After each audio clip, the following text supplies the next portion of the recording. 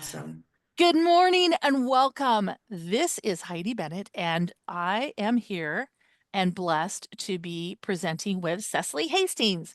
She's our representative from LinkedIn. So she's my partner in crime that joined me on this little adventure way back last year in the spring.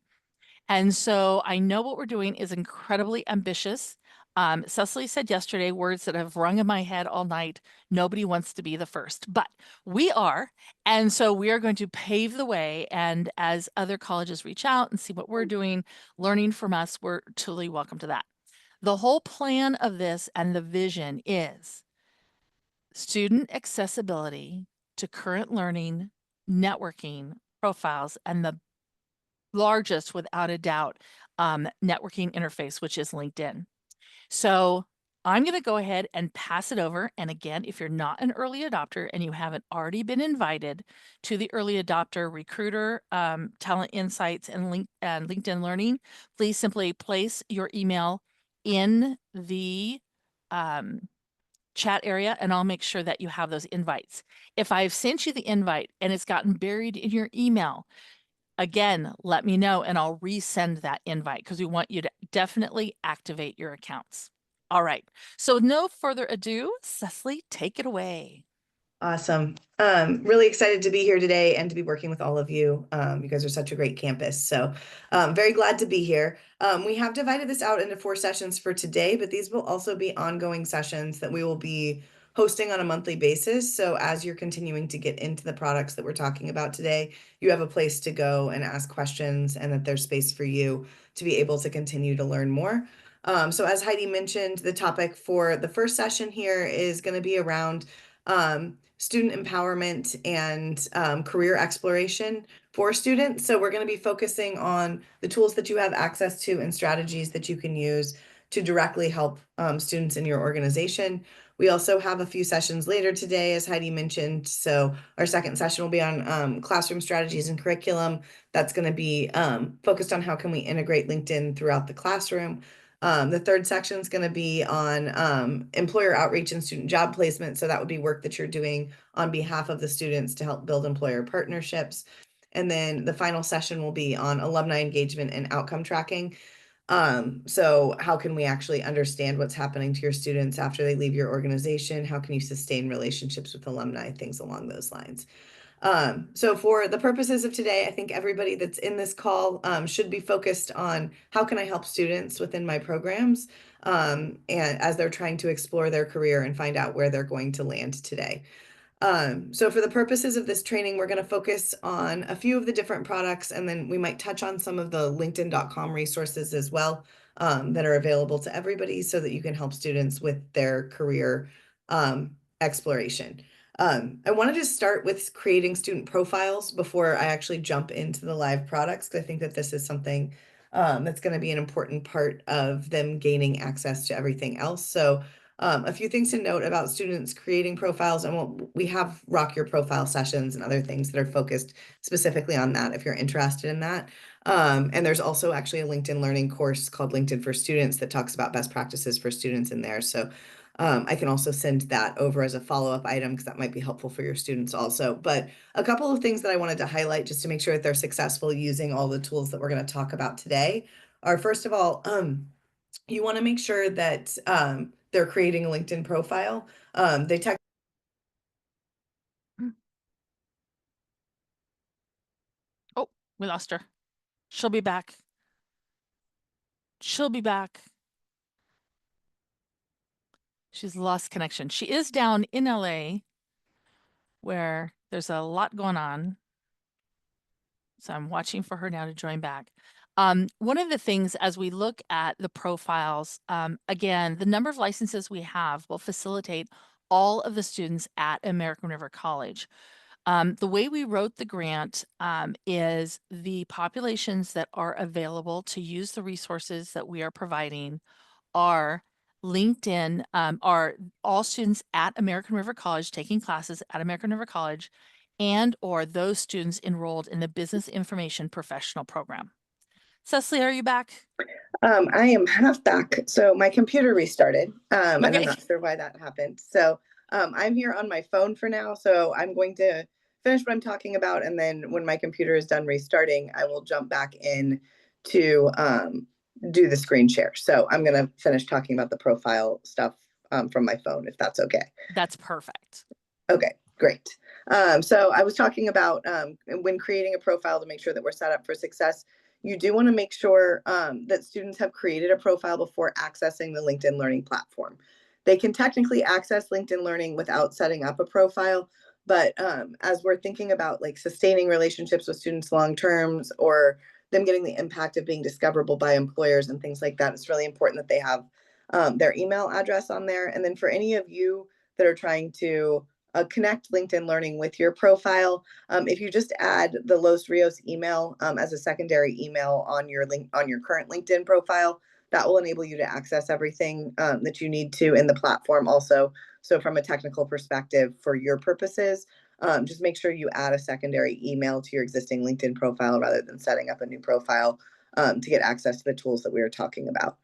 The second thing that I wanted to highlight when it comes to setting students up for success is we're going to go through a lot of different career exploration tools and things along those lines.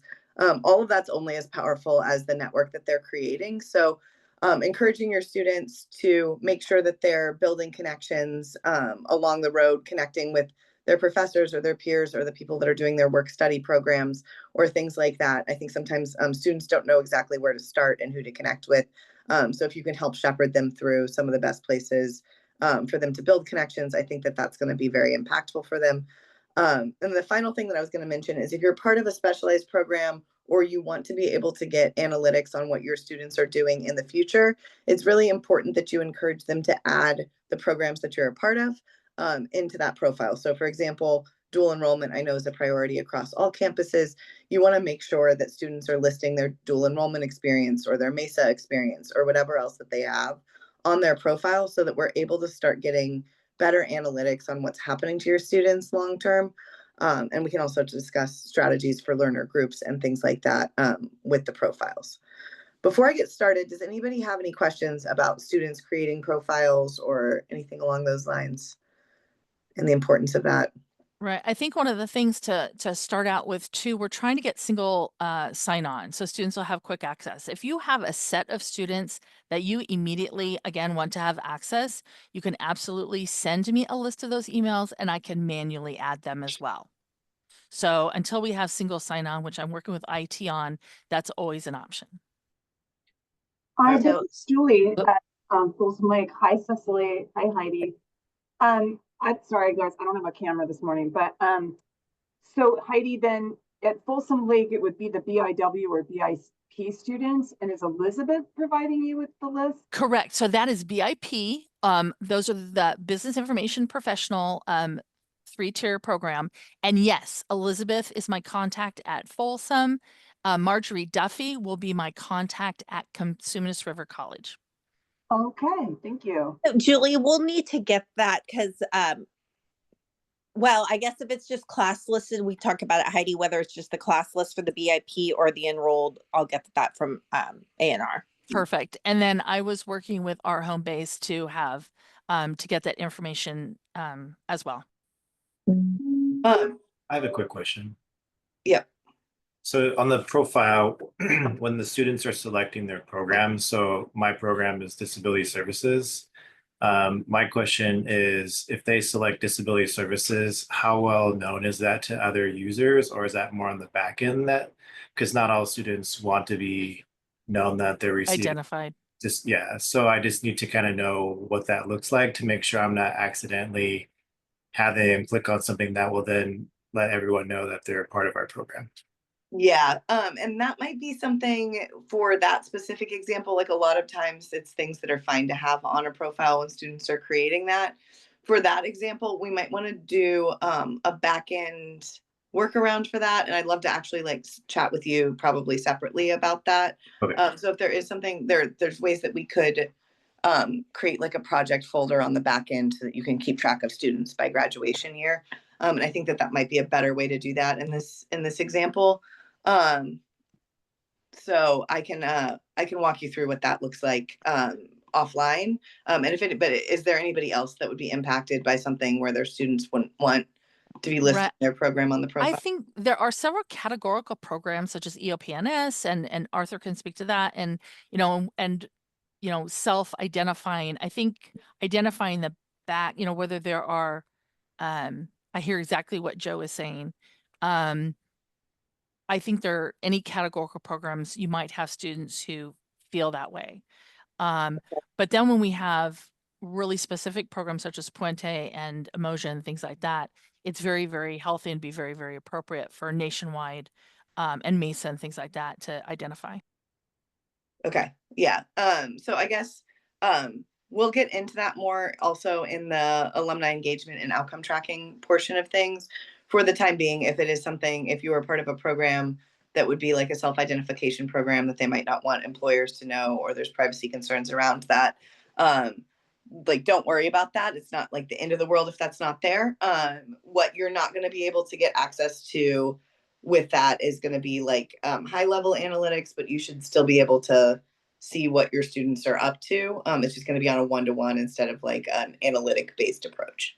So not the end of the world at all. It just is something that we're going to have to like work around and work through to figure out where things are going. The other thing that I would say is if there's like an acronym or something like that that is a part of the program that might not be as self-identifying, if you put that into their profile, you can pull back for the analytics as well. So that might be something that we want to brainstorm through and figure out best practices there. And I think I'm waiting to join the meeting back from my computer. Heidi, if you're able to let me in. You And should make be me in now. perfect. I'm going to jump from here and go back over there. Thank you.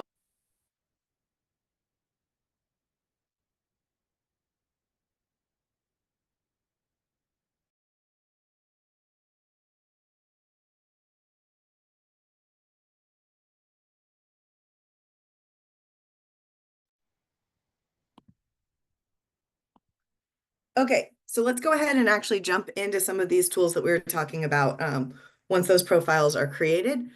So the first tool that I wanted to walk you through from a career exploration or that students are going to have direct access to is LinkedIn Learning. And that's going to be, again, accessible via the SSO integrations that you have.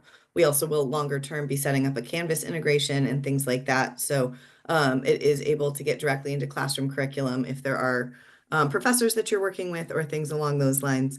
But for the purposes of this conversation, we're going to be focusing primarily on what can the students be doing for themselves and what resources should you be driving them to. The screen sharing is not permitted, so I just sent a request. Heidi, are you able to give me access to be able to share Yeah, my I'm right screen? here. Forgot you were new. Perfect. Ta-da. Great. So for all of you, you'll be able to sign on through SSO once this is set up. Again, the students will need to have a profile created that has their Los Rios email on it for the work that they're doing to actually sync with their profile. So as they're creating their profile, please make sure that they have Los Rios listed there, even if we are doing single sign-on, just because that's going to help build those connections between their profile and ultimately everything that they're doing in LinkedIn Learning is something that you want to be showcasing for employers. So as you think about what are the features that are going to be most impactful for students here as they're trying to explore different career options or things along those lines, we have a few things that I think are really helpful.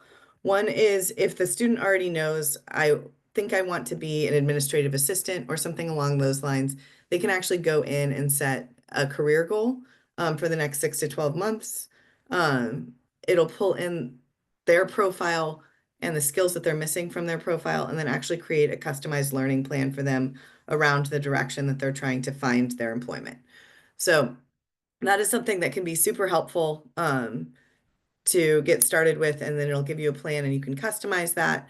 And then you can actually see the courses that it'll pull back to match the courses based on the skill gaps that they're seeing in a member's profile.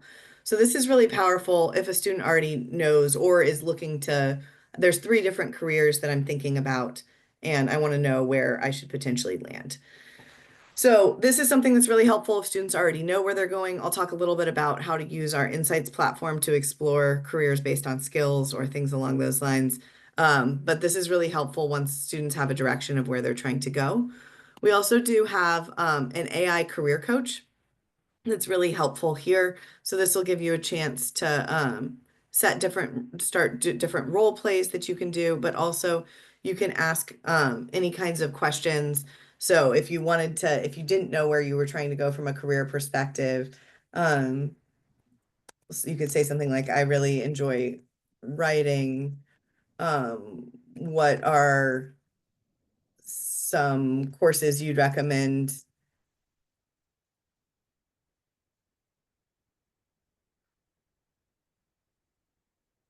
As an example. So then it'll evaluate everything and explore the LinkedIn Learning Library to find courses and video transcripts that match whatever the questions are. And then you can also continue to zero in on that. So that's like a more open-ended approach to be able to do some of that work. You can also, we also have a number of certification programs in here. These are usually helpful because they're industry recognized certifications. So things like, for example, our AI certification from Microsoft. This is something like for pretty much any career is going to be important. So that would be something it's not necessarily related to the more detailed certifications, but more being able to get that professional certificate in career essential data. So like, for example, career essentials in generative AI. There's all of these career essentials courses that are available here that are really nice to have from a foundational perspective as a student. As students are completing these profiles or as these courses, the ones that say certificate will actually add a Microsoft branded certificate to their profile. We have one for ServiceNow or Zendesk customer support certification, things like that. Those are all co-branded with the institution that they're from. And that's really helpful in students standing out to augment what they're learning in the classroom. Cecily, can I stop here and ask one of the questions from our participants? Yes. Okay. Is this the accessibility question? Yes, this is the there? accessibility question. Yes, and so we do have full accessibility built into the platform as well, so it will work with screen readers or anything else that you need. We've been leading the way in accessibility, so it would be similar to like Microsoft's accessibility standards if you guys are using Microsoft on campus. So all of that is built in, and then also the courses are available in multiple languages also. So if you wanted to say like job search, for example, as something that you're looking for, you can see you can actually choose different languages from the drop-down list here, and actually translate that into another language or build out based on those profiles as well. So in addition to the accessibility standards, you also have multiple languages. And then we might need to change this over to like something like that. And then you see there's all of the different courses that are there. Perfect. And Joe, I asked, could you define VPAT for all of us who may not understand the acronym? Well, VPAT's kind of like one tool out there that it's more for sort of like for 508 for like federal agencies. If you are federal grants, if you're going for a federal grant, you're required to provide like a VPAT or something similar to that, where it's basically you letting the government know what level of accessibility. So there's levels of accessibility. So like if you've heard of WCAG, there's like single A, double A, triple A. And so basically in that VPAT, it's basically a report showing in your technology software, whatever, what parts of your technology there might be issues, what parts are accessible and how accessible, so that whoever's going to be using that product or buying that product is aware of the limitations of that product. Perfect. And then Cecily just put the accessibility link in the chat area for everybody. Thank you. And that has all of our conformance reports down at the bottom there if you want to search through those. But it also talks a little bit more about our accessibility journey. We have a screen reader support center, things like that. So again, pretty close to top standards when it comes to accessibility. Any other questions from the group before I move on? Becky Hayes here. How did you do the language thing? So I just ran a search in the top. So I just, in this case, I was like speaking in Spanish, but we also can do course mapping for you. So we have a dedicated customer success manager for your team. So if you're looking to build a playlist in another language or in Spanish, or you already have a playlist that you're looking for, we can actually match that content from that playlist to make sure you're getting like content without having to put a ton of work in. But I just put it in to the language here. So we have I, Italian, Polish, Turkish, Portuguese, etc. oh, this is Notice the awesome. drop downs Okay. up at the top. That will help so many of our Won't it students. though? I know. I'm so excited. It's awesome. One other thing that I wanted to highlight here, and I'm going to actually open this up and just I'm going to do out in here as an example. There's all different types of content that are in here. One other thing when it comes to career exploration that can be helpful is searching for role guides, and I can send over a list of all of the role guides that we have. But this actually is narrowing down by different types of role guides. So if you go in here, if someone's looking to explore what would it be like to be an accountant, it talks about like the top skills that accountants need to have, understanding the basics of the role and what they would be doing. And then it goes into like the skills that they need to be built from there. And then it can create a learning plan that's customized from that. And one of the nice things about all of these role guides, as well as the career journey, is if they enter a job title, it'll actually show once I get into that role, what will be like the promotion up, like where do people actually move after their career. Any questions about anything here? Okay, I have another question. So, potentially, because we've gone with OER and trying to not have any textbook costs, can I assign some of these certificate and courses in my classes? Absolutely. So once we get that Canvas integration up and running, that'll actually go directly into the Canvas shell, but you are able to assign all of the courses out. And if you have a particular major that you're focused on, we either have some majors that we've actually built out the top content for, or again, we can do that course mapping for you if you need to have that in the classroom. So this Yeah, will no, actually, I've already found certificates for Adobe, so this yep, is I know super the Adobe helpful. are great. Yeah, this is going to be a game changer when it comes to zero cost textbooks. And again, the key thing to this is we have a 3-year um basically trial, right? So in that we have to prove our sustainability within the first to 3 years. So and then becoming district wide, and then I see it statewide. So so again, our paving the way of this is going to change the way that we kind of operate from a zero cost textbook campus as well. Yeah, we have a lot of schools that have used this to reverse textbook costs. So while there's a lot of things that we're doing that are net new here, that is actually an area like a lot of the learning partnerships that we've built have done that flipped textbook model. One of the other things that is important to note too, if we're talking about, and we'll get more into classroom curriculum integration as well. But if there's like a playlist that you're looking at, so let's say we mentioned Adobe as an example. You can go in there. You can also just assign specific. The PDF format is used for. You can actually just assign like a specific part of the video. So you can have them do a chapter in here or things like that. And all of that does integrate up with Canvas. A few other features that are helpful in here is it does enable you to do Q&A with the authors. So all of the content that we create is created in-house alongside industry experts. So if there's an Adobe certification, we're working directly with Adobe to bring in experts from their office to do a lot of that content. Or it's our in-house authors that we've actually hired from a staff perspective to stay up to date and up to speed on what's happening there. You are able to do Q&A with that author or that industry expert, and they will respond back to you. There's a place where students are able to actually take notes directly in the course formats themselves. And those notes will be timestamped to the place in the video that those courses came from. And then also as we look at accessibility and features like that, if people learn better from like following along with text, we also do have transcripts in here. And you can also search those transcripts for a keyword to be able to identify what they're looking for within the transcript. Yes, Julie. But you're saying that the teacher, the instructors in these videos or in these courses are like required to keep their course up to date. They're like actually accessible. That's amazing. Yep. Like as an example, we have our AI, we've built an AI content framework that stops on foundational skills all the way up. We update all of those courses on new AI features within 2 weeks of a new feature being released, and sometimes that's available actually before the is released.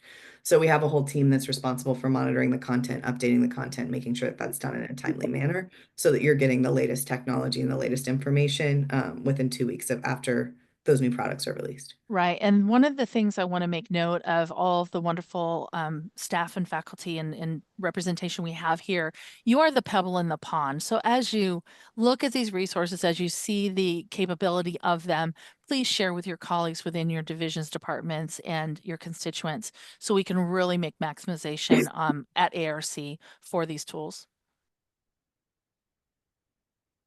Awesome. Any other questions about the content that's here? Are there any kind of like self-assessment tools available in this? Yes. And where would you find those? So a lot of those are built into, it kind of depends on the course. Acrobat, Oop. what are the So there's chapter quizzes in here so that you can see those assessments. Any of the certification content will have those assessments as well. And then if it's more like technology skills, we actually have like coding practice that's like more hands-on practice that's in there as well. And so that's available too. I guess I was thinking more of like career assessment / personal growth type assessments and not maybe specific to the class, a class. Or Right. if there's So a lot like where you map your own pathway, are there, because I know there's personal assessments and interest assessments, maybe kind of peek over. Yeah, is there something related to those in here? So there isn't that necessarily, it's just assessing on the content there, but from a career exploration perspective, this might be a good point to transition Correct. to the other tool that we're going to talk about, which is the Talent Insights dashboard. And I think that this can be helpful for you to understand like where you want to go based on interest. So it's not going to be like assessing where a student's at, but if they don't know where they want to go and they don't know what they want to do, I think that this can be helpful to be able to uncover some of this information. So this is the Talent Insights dashboard. We were in LinkedIn Learning previously.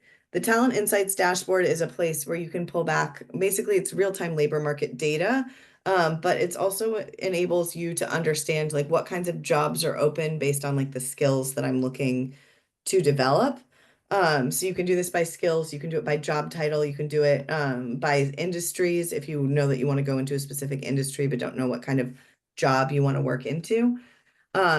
So do you have like a skill or an industry that would be an example where a student might say like, I want to work in healthcare, but I'm not sure what I want to do. I want to work in healthcare, but I like writing or something along those lines? I mean, we could, I guess, yeah, we could do like construction management, just throw that out there. Okay. So I'm going to do construction as an industry here. So what this is going to do is pull back all the information, and then you need to narrow this down to either California or United States. You have to put a location in there. I'm just going to do this for United States for now. When I apply that, it's going to pull back insights into what's happening across the construction industry. And then let me say, I want to do this for like entry level. So I want this to be less than 6 years of experience or less, because we don't want more senior level jobs, right?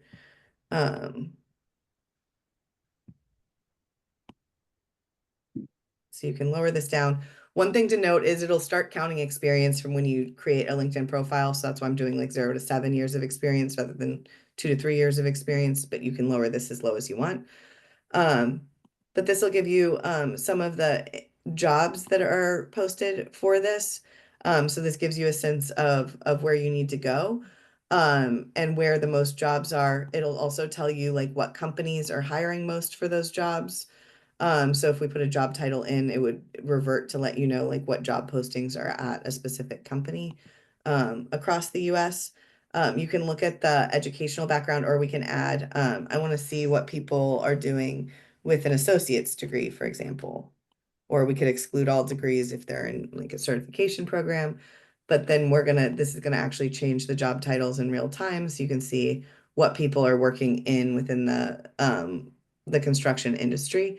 And then if we wanted to add specific job titles in here, we can add those directly in.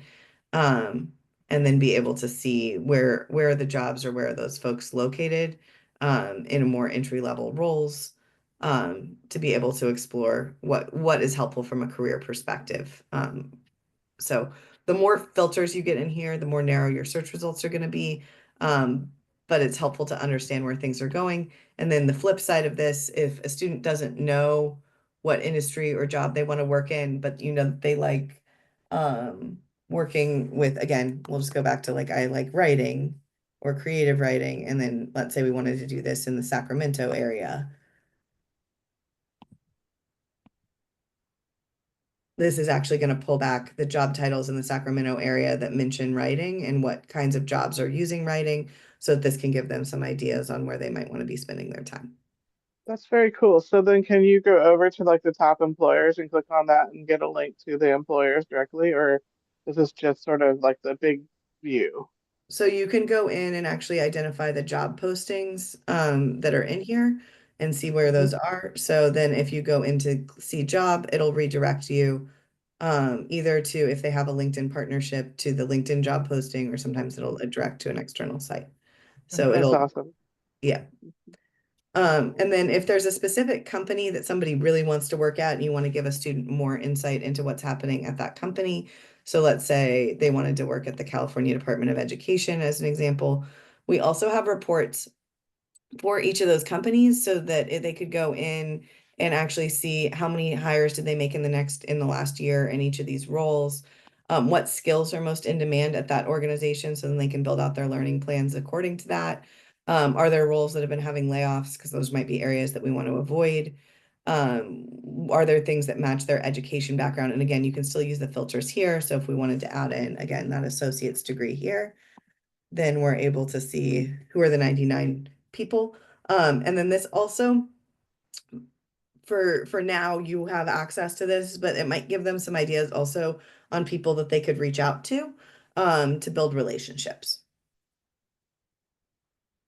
And then also, as you're thinking about building relationships, one other thing that we can do in here, because there's a million things that we can do in here, but if we wanted to see which alumni are working in the construction industry from American River,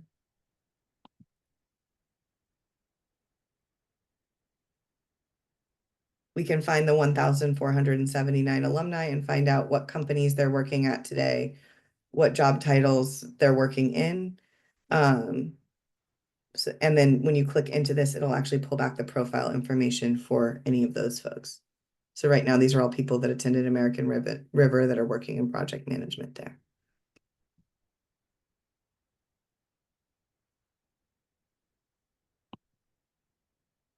Any other questions here?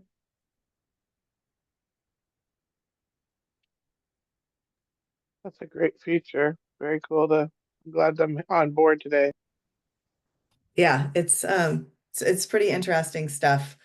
Going back to one conversation that we had earlier, Joe, this is like when I talk about alumni tracking, this is what you won't be able to do with the alumni tracking if it's not visible on a profile. So just to make this, like when I'm talking about building the students' profiles and encouraging them to put the right words that we need in here. And then I'm gonna do American River here. This is gonna pull back like the 84 students that were dual enrolled at American River. So especially if there's things that are related to performance-based funding, this can be interesting to understand where these folks were working today, where did they transfer to, things along those lines. So you can see where that overlap is with those dual enrollment students. But the flip side of it is we also have access to a recruiter dashboard. So Joe, if people do not want to self-identify with that information, the way that we would be able to work around that. Sorry.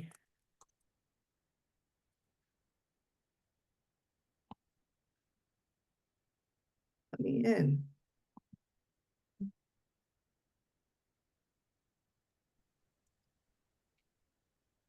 You no longer exist. I feel like it's just off. I know that's the right password. I log into this like every day. Well, I'm not going to reset my password right at this particular moment in time. That's right. There's a way that you can like import Excel list. So if you have all of your students' emails, you're able to import them into a project folder. So it would be like you were able to have all of these students listed. And then we can set alerts as those students are changing jobs. So you can still keep track of the career outcomes and where people are going. And then you'll be able to search in those alumni folders as well. Awesome. Julie, did you still have a question? I do actually. So two questions. Where do I find this? Is it a separate sign-in or do I go to it from my profile?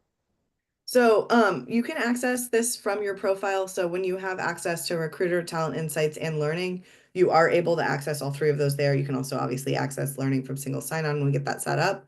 It's going to default to Recruiter. So this is where you're going to be able to go do searching, outreaching, or if there's if you don't want to have things publicly facing on a profile and you want to track things, that's where you're going to go for that. Under the other areas, when you go to For Business, you can access Talent Insights from there. So you're going to select Talent Insights. And then if you wanted to, you can also go into Learning from there as well. Gotcha. And Okay. perfect. And again, if there's anybody I've sent invites to, because I know it was before Christmas or before the holiday break, and so things were kind of crazy. But if I need to resend early adopter invites, please let me know. I'd be happy to do that. Just either send me an email reminder and I'll do that. Or if there's somebody currently attending who's not an early adopter, but wants to be an early adopter also, please send me an email and I'll put my email down below and I will make sure to add you to both the LinkedIn Learning as well as the Talent Insights and both sides.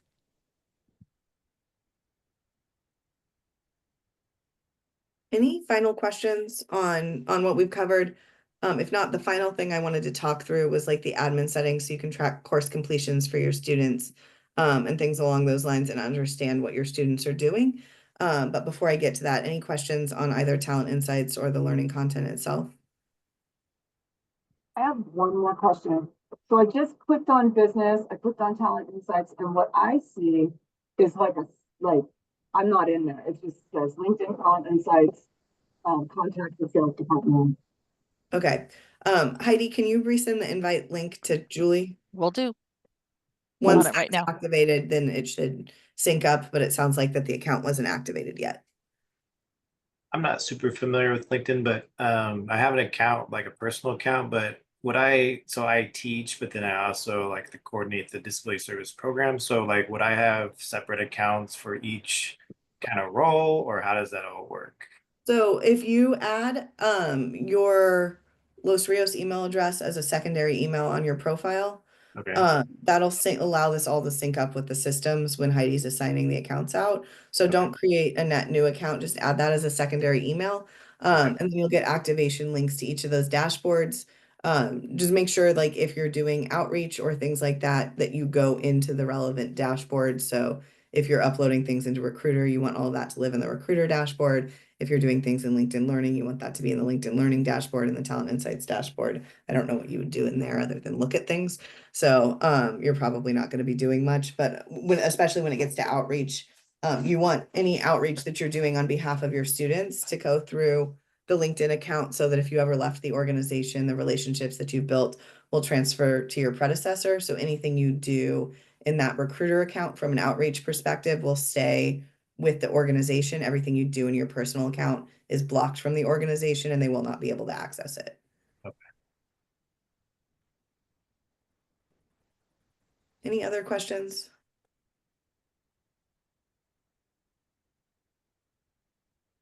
Great. So the final thing that I wanted to cover are if you want to build out your own playlists or if you want to add students into special groups or things like that, you do have this whole admin dashboard. We have a lot of different types of onboarding resources that are available if you want to look into more of this.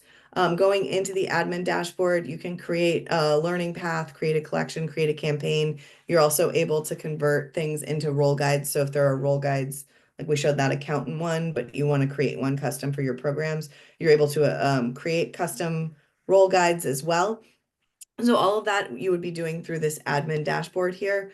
You're also able to pull in reports from here. So if you want to understand like on a user level what's happening for courses, like I want to see for specific learners, you can do that.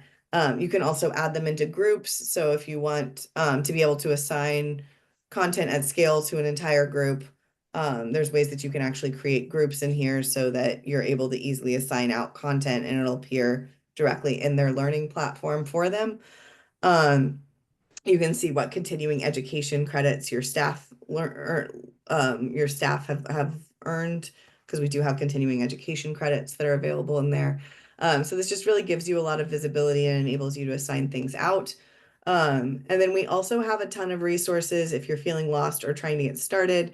Either way, we have different types of courses or ideas in the course content corner, or the learner challenges are also kind of fun. So if you're looking to think of something to continue to grow your skills, you can either do skill building and career progression, things along those lines. There's also seasonal challenges. But what this will do is actually find the courses. So if you want to say human durable skills, so this is more of like those soft skill type of content in another language, you can go in and it will give you a calendar with ideas of like micro learning that you can do for each of those days that's already built out for you, and link into that. So if you wanted to do like learner challenges with students or help get them more engaged here, these are like shorter form ways to make it a little bit more fun or have competitions or things along those lines. How do you get into the admin? So that's on, if you go to your normal LinkedIn Learning account. So if this is my normal learning account here, there's a button in the top right-hand corner that says go to admin. So mine just shows the ARC logo. There's no button. Okay, we might need to change the admin settings or to give people like sub-administrator or curator access. We can talk about that on our next call. Heidi, Perfect. And then, Anna. yeah, and then you let me know, like, how many admins can I have? Does everyone need to have admin status? So you can have as many admins as you want, but we also have sub-admins and curators. I would guess you probably want a couple of master admins that can oversee everything, but most people will probably be either sub-admins or curators, depending on what their needs are. Okay, perfect. So I can just go into change, but I can also in the settings, we'll talk about that. If I can just change their settings and the permissions. You can absolutely do that. Okay, So cool. if you wanted Perfect. to update for the early adopters and give everybody sub-admin status, I think that would probably give everybody exactly what they need. Perfect. Okay, we'll do. Awesome. And there's also for all of the content, there is a learning center.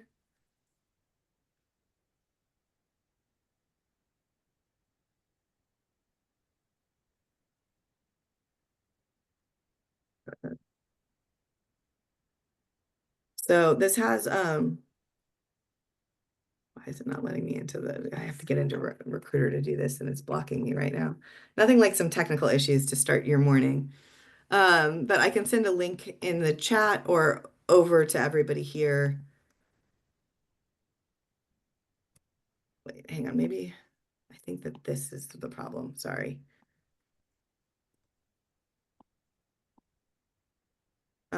Heidi, do we have emails for follow-up Yes, yes. Okay, that was the problem. It was the wrong email address. So I am gonna be able to get in here right Yay. now. But Reassign. correct way up. Okay. I thought I was gonna be able to get in, but then it's trying to. So we're not gonna be able to do this right now, but I will send over a link to the Help Center, and that has onboarding videos for each of the products, including Learning Talent Insights.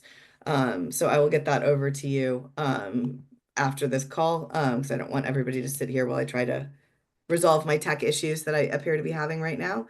And then we will and then that'll also give you a place to go. And again, we will be having these meetings based on the topic areas on a monthly basis.